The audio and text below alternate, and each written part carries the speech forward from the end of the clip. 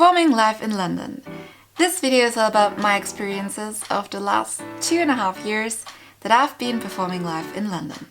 So I came to London 3 years ago, and because I knew that my time is gonna be limited, I just want to make the most out of it and perform a lot. And with a lot I mean 150 gigs in the last 2.5 years. I actually counted it myself. So that includes as well open mics, live performances, live gigs, wedding, private events, birthdays, etc. And yeah, so I've been quite a busy lady music-wise, and I'm gonna give you 5 facts about performing live. So fact 1 is exposure. Nowadays it's all about exposure, and venues and promoters, they know that there's this big oversaturation of great musicians in London. That's why they can still get away with having a full lineup of artists which are getting not paid for that night. And a lot of musicians actually don't mind because of the exposure. Because there might be this one person, this one A&R person sitting in the audience that could see your potential and sign you straight away because you are just amazing performing live. Yeah, sadly that does not work like that anymore. When I started out, I really didn't mind not getting paid because I thought, oh, it's an amazing experience. I'll meet amazing people, which, don't get me wrong, it's all still happening. Like, you network a lot, and that's the great thing that you get out of it, even if you're not getting paid. However, still, you're investing time, you're investing travel money, you're investing your own emotions playing these songs, selflessly giving away your songwriting credits, and you're just not getting a penny. Maybe you don't even get a drink for free. But there are these venues, they do exist, they do pay you, promoters, they do support live music. It's just about getting to know these people, it's about finding out where they are. Do go and talk to other people, ask them if they have paid gigs where they played before, that they get real money for it. And surely you can't make a living out of it, but it's a decent amount in some places, and it's really worth checking out where you can get live gigs, because those paid gigs, they do exist. Fact 2, experience for self-growth. So I gained so much self-confidence on stage, and I don't think that any teacher, any tutor ever could have taught me how to perform live.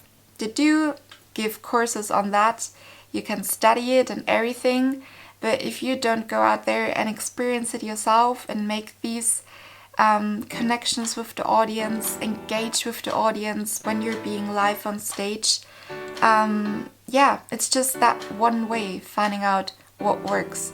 And you're gonna get a routine of being live, you're gonna find a way to connect with the audience, and self-confidence on stage comes from doing it more often, because the more often you do things, the better you get and the more confident you get.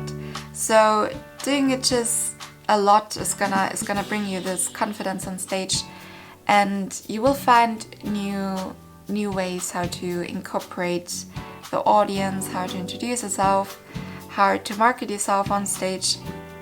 And yeah, you can basically be your own boss, because you've got those 30 minutes of capturing the whole attention in the whole room.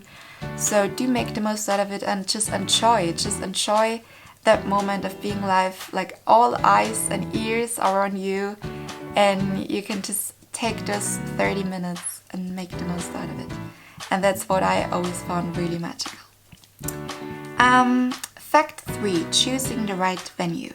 A lot of mistakes that have happened to myself when performing live and being in the wrong place on the wrong time of the day. So for example, I did many gigs on like a Friday evening where my audience consisted of after work drinks people who just want to have a chat, who don't really care about that musician in the corner playing melancholic, sad songs on their guitar or piano, because all they want to do is just have a chat and a beer, really. So I get that. And I was not the right act to be on that very night.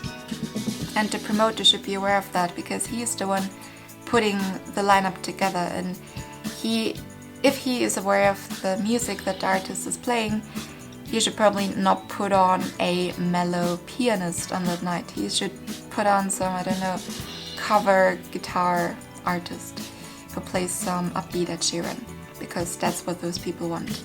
They just want some upbeat background music. But there are so many like other places. Songwriting circles are incredible, because there it's actually all about the songwriting itself. People sit like in a circle and they listen to the story behind the songs as well as the songs. So make sure you go to some songwriting circles if you play intimate gigs. And also cocktail bars work really well, where there's just like this low, easygoing vibe and people are not aiming to party hard. So if you're a musician who plays very intimate and melancholic songs which are not that upbeat, you should really make sure that you choose the right venue and just basically chat to those people who play similar music like you do, and then you end up being in the right venue for sure. The next fact is traveling with your instrument. Because I'm playing piano, I was always carrying my 15 kilogram heavy piano on my shoulder. It was like my daily workout. Got strong shoulders now. But yeah, you do get into rush hours and peak time in the tube. And there was actually a lady and she told me off for traveling with my piano in rush hour because she, I don't know, fell over my piano or something happened, but she was very upset that I actually took my piano with me.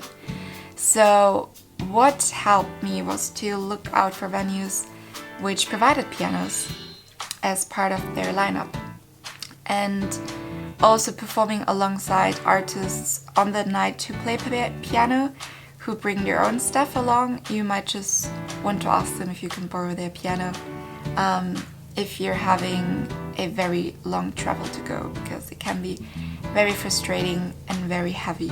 So make sure you either play the guitar or find venues that provide other instruments. And last but not least, always make sure to stick around after your set. So I ended up not networking as much as I wanted to probably. Often I left straight away because I was probably too tired, or I just was not bothered staying after my gig. But there are some people and they want to chat with you afterwards and find out where they can listen to your music online and stuff. So either you have like business cards ready that you could just put on the tables in case you need to leave straight after, or you just really stay around for another half an hour just to give people the opportunity to approach you, because not everyone is like self-confident and walks towards you straight away. Sometimes people, they need a few minutes to like calm down because your set was so amazing and then approach you. But people, they do want to talk to you if you've been a really, really good live performer, and find out where they can see you again performing live or whatever. So make sure to do some networking and have business cards ready. Yeah, I think they're all my tips and all my impressions.